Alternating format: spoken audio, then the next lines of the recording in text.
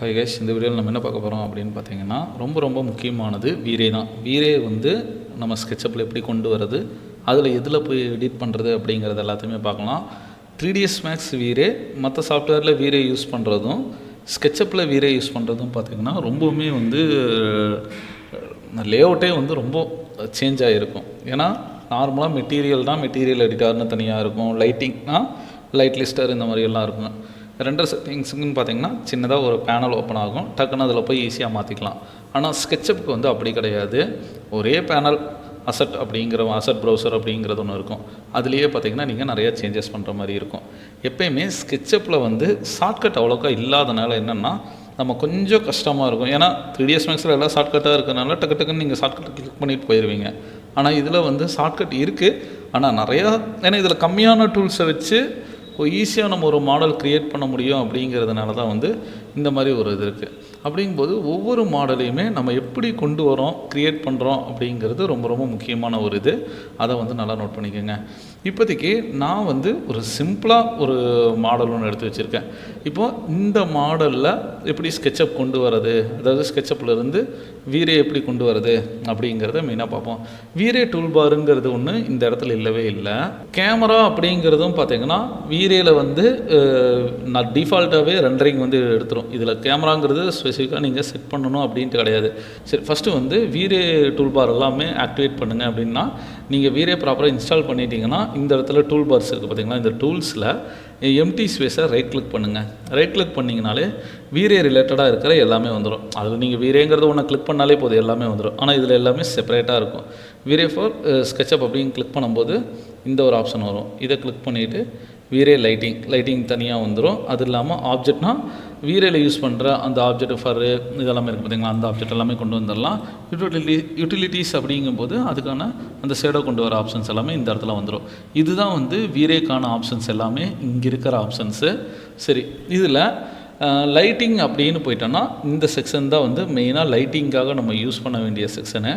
ஒவ்வொரு ரூம்லேயுமே தனித்தனியாக நீங்கள் யூஸ் பண்ணுறீங்க அப்படின்னா நம்ம பிளைன் லைட்டு, இந்த ஸ்பியர் லைட்டு, அது இல்லாமல் வந்து ஸ்பாட் லைட், இந்த மாதிரி ஆப்ஷன்ஸ் எல்லாமே யூஸ் பண்ணிக்கலாம். இந்த டூம் லைட்டுங்கிறது வந்து ஹெச்டிஆர் இமேஜ் லோட் பண்ணுறதுக்காக யூஸ் பண்ணுற ஒரே ஒரு லைட்டு. இப்போ ஃபஸ்ட்டில் இருக்கிறது பார்த்திங்கன்னா சன்லைட்டு.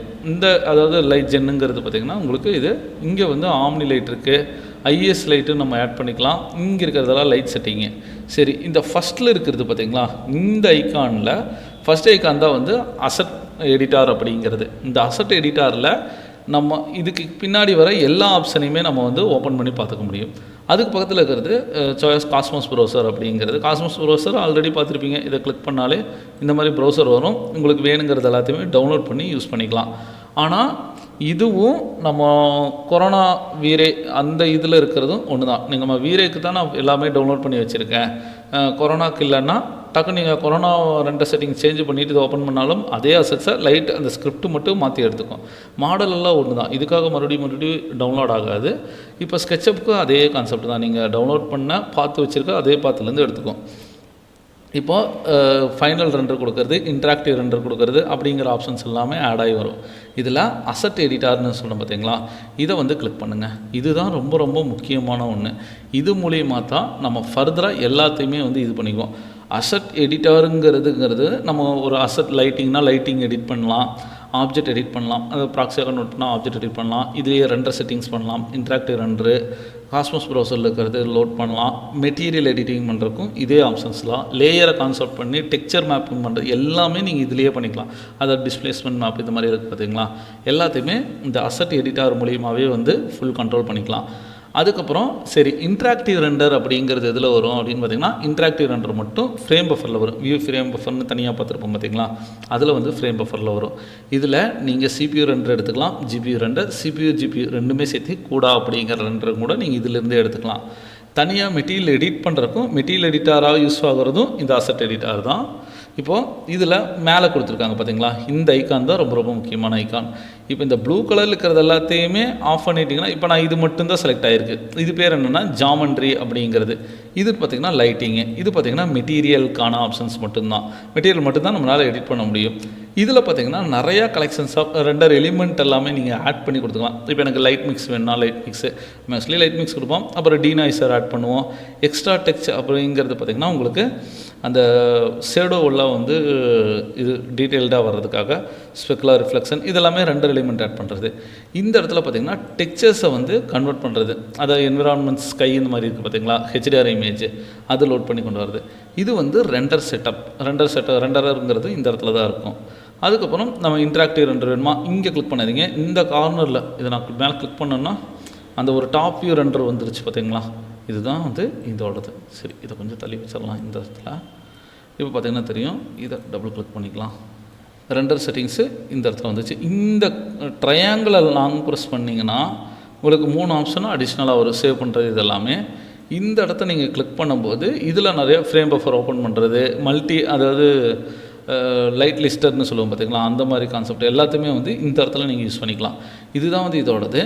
மெயினாக வந்து ரெண்டர் செட்டிங்ஸ் தான் போவோம். ரெண்டர் அப்படிங்கிறதுல தான் வந்து எடுத்தோன்னா எல்லா ஆப்ஷனையுமே நம்ம சேஞ்ச் பண்ணுவோம். இதில் ஃபஸ்ட்டு எடுத்தோன்னா எல்லாத்தையுமே மினிமைஸ் பண்ணுங்கள்.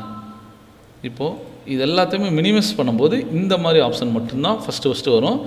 இதுகளை நீங்கள் அதாவது மெயினாக பார்த்தாலே ரெண்டர் செட்டிங் எல்லாமே வந்து ஈஸியாக செஞ்சிடலாம். ஃபஸ்ட்டு வந்து ரெண்டரர் தான் ரொம்ப ரொம்ப முக்கியம். ரெண்டரர் அப்படிங்கிற ஒரு ஆப்ஷன் போயிட்டிங்கன்னா நீங்கள் என்ன ரெண்டரர் யூஸ் பண்ணுறீங்க அப்படின்னு பாருங்கள். சிபியூவா ஜிபியூவா இல்லை வந்து ஏதாச்சும் கிராஃபிக்ஸ் கார்டு, ஜிபியூனா கிராஃபிக்ஸ் கார்டை பேஸ் பண்ணியும் ரெண்டர் பண்ணலாம். அதுக்கப்புறம் இதோட ப்ரோக்ரஸிவ் இமேஜ் சாம்பிள், இதோட குவாலிட்டி அப்படிலாம்.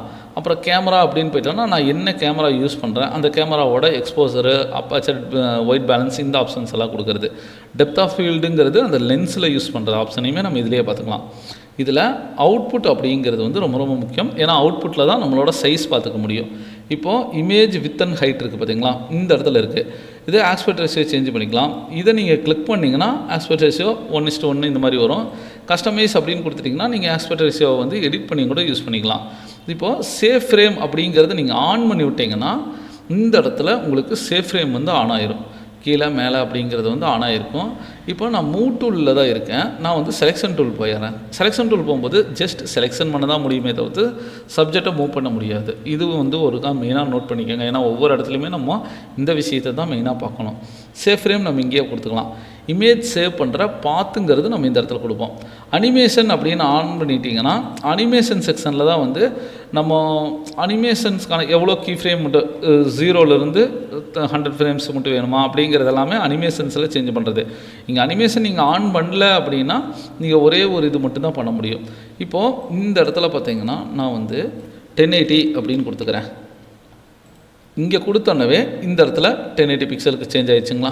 இதுதான் வந்து லாக் பண்ணியிருக்கு. இந்த செயினை கட் பண்ணி விட்டேன்னா இப்போது இங்கேயும் 1080 நான் வைக்கிறேன்னா ஸ்கொயர் டைப்பில் வந்துச்சுங்களா. இந்த மாதிரி வந்து ஸ்கொயர் டைப் வச்சுக்கலாம். இது வந்து எனக்கு 1920 அப்படின்னு வைக்கிறேன்னா ஃபுல் ஹெச்டி லாக் பண்ணிட்டா ஆஸ்பெக்ட் ரேஷியோ வந்து இந்த இடத்துல லாக் ஆகிரும். இது வந்து இந்த ஒயிட் ஸ்க்ரீன் தான். ஒயிட் ஸ்க்ரீனுங்கிற அந்த ஒரு இதுலேயே கொடுத்துட்டிங்கனாலே போதும். அந்த இடத்துக்கு ஏற்ற மாதிரி இந்த இடத்துல சேஞ்ச் ஆகிரும். இதுதான் வந்து ரெண்டர் செட்டிங் ஃபஸ்ட்டு இதில் ரொம்ப ரொம்ப முக்கியமானது. சரி, இந்த எஃபெக்ட்ஸ் அப்படிங்கிறது என்னென்னா, எஃபெக்ட்ஸுங்கிறது வந்து எட்ஜ் டு எட்ஜ். இந்த இப்போங்கிறது பாருங்கள், இதுலேயே வந்து அந்த ஒரு போஸ்ட் ப்ரொடக்ஷனுக்கான எஃபெக்டையுமே நம்ம ஆட் பண்ணி கொண்டு போய்க்கலாம். டைல் அண்ட் ஷிஃப்ட் அப்படிங்கிறத கொடுத்துக்கிட்டிங்கன்னா கொஞ்சம் zoom in zoom out caricature images மாதிரி கொண்டு வரும் பார்த்தீங்களா. இந்த ஒரு ஃபீல்க்கு நான் வந்து இந்த வேல்யூவை 0 அப்படின்னு கொடுத்து வச்சுக்கிறேன். 0ங்கிறது டிஃபால்ட்டாக இருக்கிற அந்த ஒரு செக்ஷனோடது. இந்த மாதிரி ஈஸியாக உங்களால் வந்து ரெண்டர் செட்டிங்ஸையும் சேஞ்ச் பண்ணிக்க முடியும். டெப்த் ஆஃப் ஃபீல்டு அப்படிங்கிறது என்னென்னா, நம்ம கேமராவோட எந்த இடத்துல இருக்குதோ அது ஃப்ரண்ட்டில் இருக்கிறதெல்லாம் நம்ம ஃபோக்கஸ் பண்ணுற ஏரியா மட்டும் கிளியராக இருக்கும். அது நிறைய சப்ஜெக்ட் வைக்கும்போது உங்களுக்கு ஈஸியாக இருக்கும். நான் அடுத்தடுத்து நான் இது போகும்போது நான் சொல்கிறேன். இது ரொம்ப ஈஸியானதான். இப்போதைக்கு இது இல்லை. அப்புறம் என்விரான்மெண்ட் அப்படின்னு போயிட்டிங்கன்னா நம்ம ஃபாக் எஃபெக்ட் இதெல்லாமே இருக்குது பார்த்தீங்களா. ஸ்கை கண்ட்ரோலு, அந்த மேப் நம்ம ஏதாச்சும் ஹெச்டிஆர் இமேஜ் மேப்பை லோட் பண்ணாலும் கூட லோட் பண்ணி இந்த இடத்துல கொண்டு வந்துக்கலாம். இது இல்லாமல் ரெண்டர் ப்ராப்பர்ட்டி, அதாவது பெராமீட்டருங்கிறது நம்ம ரெண்டர் எடுக்கிறோட நாய்ஸ் எந்த அளவுக்கு வரணும் அப்படிங்கிறது. இப்போ இதில் பார்த்திங்கன்னா நாய்ஸ் அதிகமாக இருக்கா, இன்னுமே நாய்ஸ் கம்மியாக வரணும் அப்படின்னா நாய்ஸோட வேல்யூவை நல்லா ரெடியூஸ் பண்ணலாம். நாய்ஸ் லிமிட்டு நீங்கள் இன்க்ரீஸ் பண்ண உங்களோட இது எல்லாமே பார்த்திங்கன்னா பெரிய பெரிய நாய்ஸ் வந்து க்ரியேட் ஆகும். ரெண்டரிங் டைமும் கொஞ்சம் அதிகமாகும். அதுவும் வந்து ரொம்ப ரொம்ப முக்கியம். இது எல்லாமே வந்து ரெண்டர் செட்டிங்ஸில் முக்கியமாக நான் என்ன சொல்லுவேன்னா, டீநாய்ஸர் இருக்குது பார்த்திங்களா, இதை வந்து ஆன் பண்ணிக்கோங்க. டீநாய்ஸர் ஆன் பண்ணிட்டீங்கன்னா குயிக்காக உங்களுக்கு வந்து ரெண்டரிங் அந்த ஒரு ஸ்மூத்னஸ் வந்து கிடச்சிரும். இப்போ இதை கிளிக் பண்ணிவிட்டு டீனாய்ஸர்லேயும் வந்து டிஃபால்ட்டாக ஆப்ஷன்ஸ் வந்து நிறையா இருக்குது. டிஃபால்ட்டு, ஸ்ட்ராங் அப்படின்ட்டு இருக்குது. இது ரெண்டும் நல்லாயிருக்கும். மைல்டு கொடுக்கும்போது உங்களுக்கு லிட்டில் பிட் அது சேஞ்ச் ஆகிட்டே இருக்கும். டீனாய்ஸரோட இன்ஜின் NVIDIA மாற்றிட்டிங்கன்னா உங்களுக்கு குயிக்காக கிராஃபிக்ஸ் கார்டு பேஸ் பண்ணி டக்குன்னு ஸ்மூத்னஸ் வந்து உங்களுக்கு ஒரு 2 செகண்ட் 3 செகண்ட்லேயே பார்த்திங்கன்னா ஒரு பிளர் ஆனதுக்கப்புறம் ரெண்டரிங் ப்ராசஸ் போயிட்டு தான் இருக்கும், ஃபினிஷ் ஆகாது. அதுக்குள்ளே டக்குன்னு ஏன்னா இங்கே லைட்டிங்கும் பார்த்திங்கன்னா அந்தளவுக்கு நம்ம வைக்கல.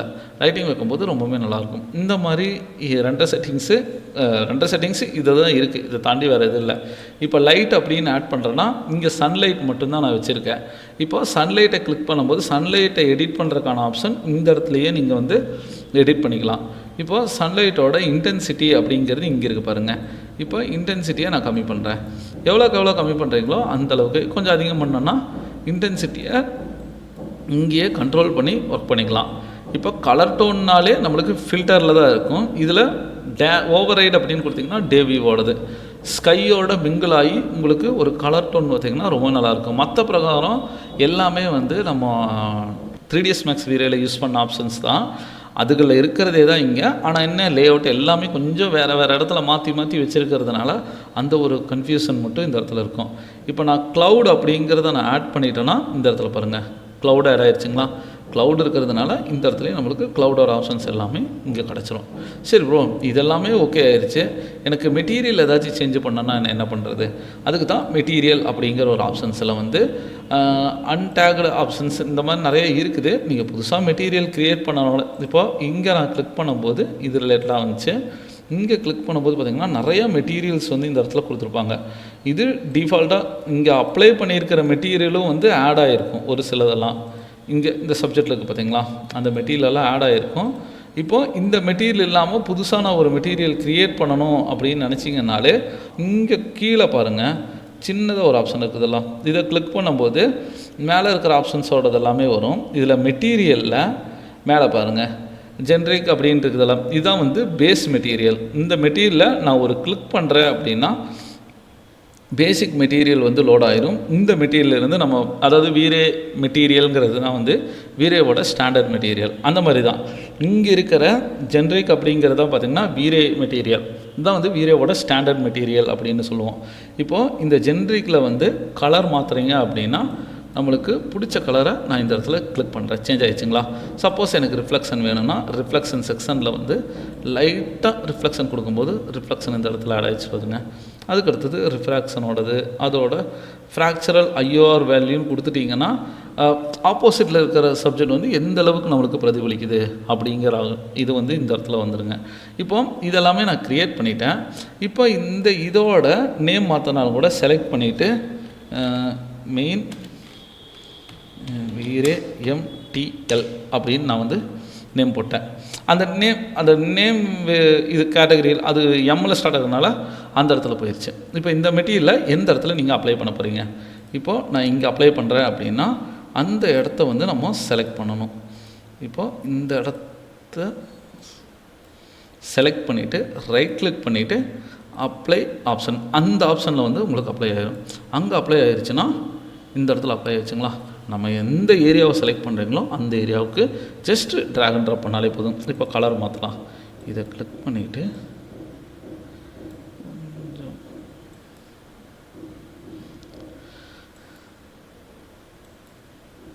ஓகே இந்த கலரில் இந்த இடத்துல ஆட் பண்ணிவிட்டேன். அந்த இடத்துல கலரும் வந்து அழகாக ஆட் ஆகிடுச்சு பாருங்கள். இந்த மாதிரி தான் வந்து கலர் ஆட் பண்ணி கொண்டு போகிறது. சரி, சப்போஸ் எனக்கு இது வேண்டாம் ப்ரோ, நான் வந்து ஏதாச்சும் ஒரு லைட்டிங் வந்து செட் பண்ணுறேன் அப்படின்னு நினச்சிங்கன்னா இப்போ இன்டீரியருக்குள்ளே பார்த்திங்கன்னா எந்த ஒரு லைட்டுமே இல்லை. நான் என்ன பண்ண போகிறேன்னா இங்கே ஸ்பியர் லைட் இருக்குது பார்த்தீங்களா, இதை வந்து கிளிக் பண்ணுறேன். ஸ்பியர் லைட்டை கிளிக் பண்ணி ட்ராக் பண்ணும்போது ஒரு லைட்டு வந்து உங்களுக்கு க்ரியேட் ஆக ஆரம்பிச்சிடும்.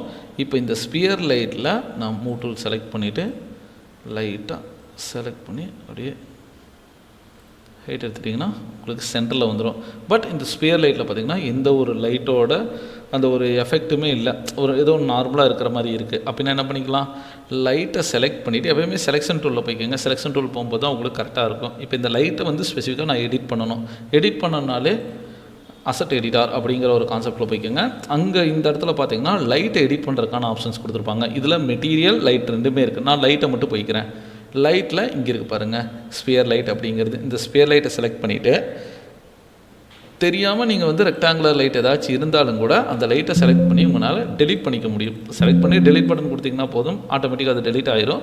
ஸ்பியர் லைட்டை செலக்ட் பண்ணிவிட்டு அதில் இன்டென்சிட்டி வேல்யூ 30 அப்படிங்கிறத இருக்குது. இது வந்து டிஃபால்ட் வேல்யூ 30 அப்படிங்கிறது. நம்ம இங்கிருந்து நீங்கள் கொடுத்துக்கிறத பொறுத்து தான் வந்து வேல்யூ வந்து இன்க்ரீஸ் ஆகிட்டே இருக்கும். நீங்கள் எவ்வளோ வேணாலும் இன்க்ரீஸ் பண்ணிக்கலாம். இப்போ இதோட சைஸுங்கிறது பார்த்திங்கன்னா உங்களுக்கு இங்கே இருக்கும். இந்த லைட்டோட எஃபிஷியண்ட்டாக எந்த அளவுக்கு இது பிரைட்னஸ் கொடுக்குது அப்படிங்கிறத பொறுத்து. இப்போ இந்த லைட் வந்து எங்கே இருக்குதுன்னு பாருங்கள். நம்ம சப்ஜெக்டில் இந்த இடத்துல வச்சுருக்கேன். இப்போ மூட்டு போயிட்டு லைட்டாக உள்ளதுக்கு வச்சுருக்கேன். அதே இதில் தான் உள்ளே வச்சுருக்கேன். ஏன்னா இது வந்து கொஞ்சம் முக்கியமானது. இப்போது ஆப்ஷன்ஸில் போயிட்டு இன்விசிபிள் அப்படின்னு கொடுத்துட்டிங்கன்னா லைட் வந்து உங்களுக்கு தெரியாது. பட் லைட்டோட வெளிச்சம் வந்து மேலே இருக்குது பாருங்கள். இப்போது இங்கே வேல்யூவை நான் அட்ஜஸ்ட் பண்ணுறேன். 500 அப்படின்னு கொடுக்குறேன். 500 கொடுக்கும்போது பிரைட்னஸ் இன்க்ரீஸ் ஆகுதுங்களா? இப்போது இந்த லைட்டில் எனக்கு ரிஃப்ளெக்ஷன் தெரியக்கூடாதுன்னா அஃபெக்ட் ரிஃப்ளெக்ஷன் அப்படிங்கிறத எடுத்துகிட்டுருங்க. அந்த லைட்டில் தெரியாது. அஃபெக்ட் ஸ்பெக்குலர் எடுத்துட்டிங்கன்னா ரிஃப்ளெக்ஷன் ஏரியாவில் இருக்கிறதுல வந்து அந்த லைட் வந்து அந்தளவுக்கு பிரைட்னஸ் வந்து இருக்காது. இதுதான் வந்து இதில் முக்கியமானது. இதில் யூனிட் நீங்கள் வந்து சேஞ்ச் பண்ணலாம். ஏன்னா வந்து ரேடியன்ட் பவராக இருக்குது அப்படின்னாலும், ஏன்னா ஒவ்வொரு இது வந்து யூனிட் வச்சு கொடுப்பாங்க. இதெல்லாமே வந்து ப்ரீசெட் மாதிரி உங்களுக்கு ஒர்க் ஆகும்.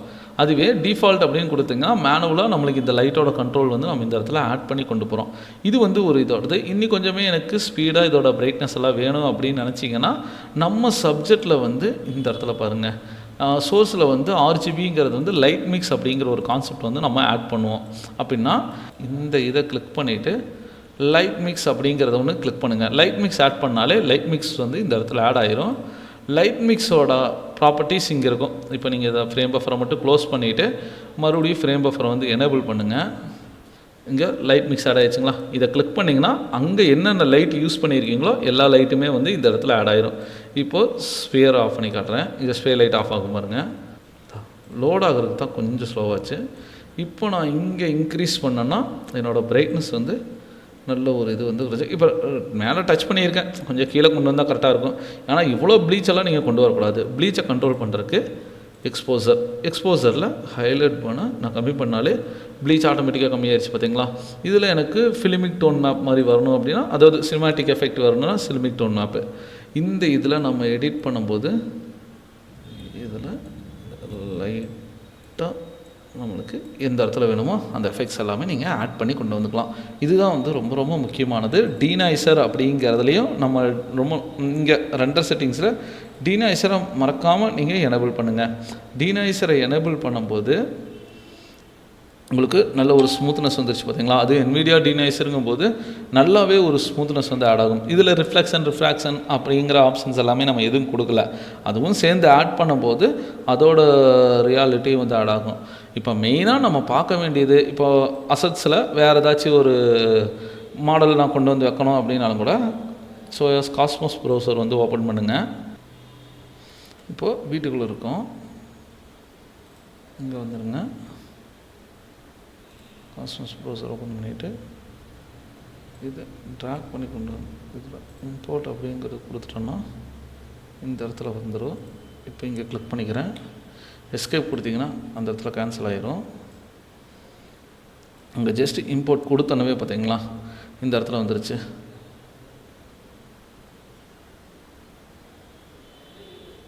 அவ்வளோதான். ரியலாகவே அதோட ஷேடோ எல்லாமே வந்து ரொம்ப நல்லாயிருக்கும்.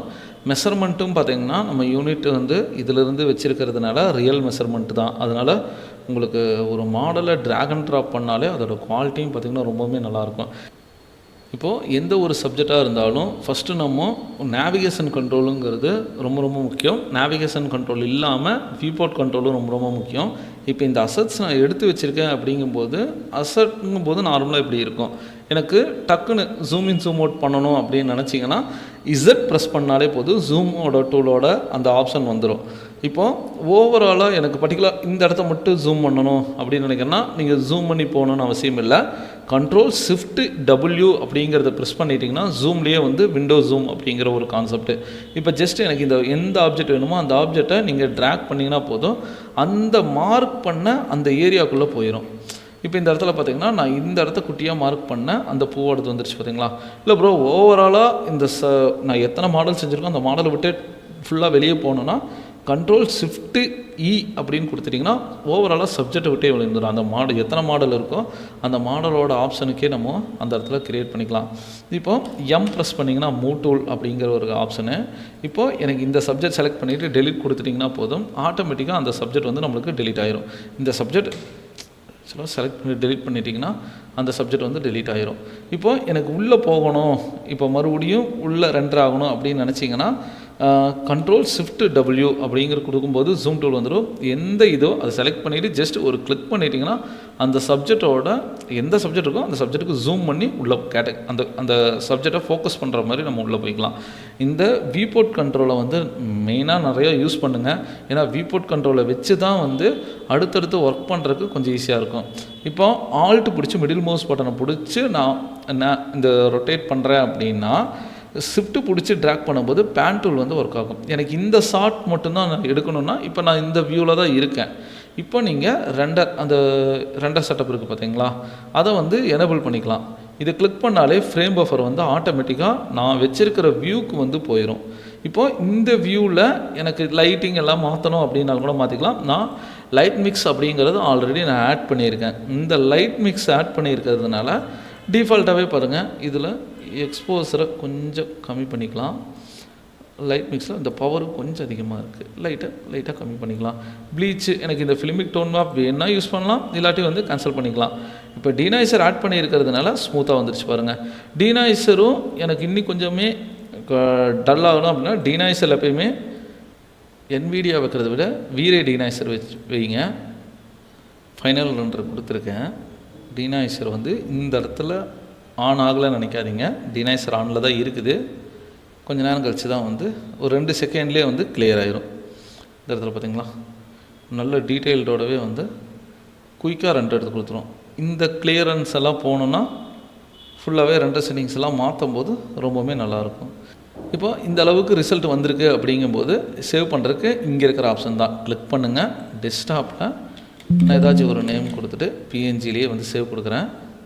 இந்த இடத்துல பார்த்தீங்களா டீனாய்சரிங்களோட வந்து ஃபைல் எந்த அளவுக்கு குவாலிட்டியாக சேவ் ஆகிருக்குன்னு. இந்த மாதிரி தான் வந்து வீரேவை எனேபிள் பண்ணி அதில் இருக்கிற ஆப்ஷன்ஸ் எல்லாமே யூஸ் பண்ணுறது. இது இல்லாமல் சின்ன சின்ன விஷயம் நிறையா இருக்குது. ஏன்னா ரொட்டேஷன் டூல் எல்லாமே வந்து கேர்ஃபுல்லாக ரொட்டேஷன் பண்ணணும். ரொட்டேஷன் டூல்லேயே வந்து நிறையா ப்ராப்ளம்ஸ் எல்லாம் வரும். இன்றைக்கி வந்து இந்த வீரேவை எப்படி யூஸ் பண்ணணும் அப்படிங்கிறத வந்து மெயினாக யூஸ் பண்ணி ஒரு சின்ன சின்ன லைட்டிங்லாம் பாருங்கள். மற்ற பிரகாரம் ஆல்மோஸ்ட் நம்ம வீரேவில் யூஸ் பண்ண ஆப்ஷன்ஸ் தான் வரும். இதில் ஒரு இன்டீரியரில் ப்ராப்பராக எப்படி லைட்டிங் க்ரியேட் பண்ணுறது அப்படிங்கிறதெல்லாமே வந்து அடுத்தடுத்த வீடியோவில் பார்க்கலாம்.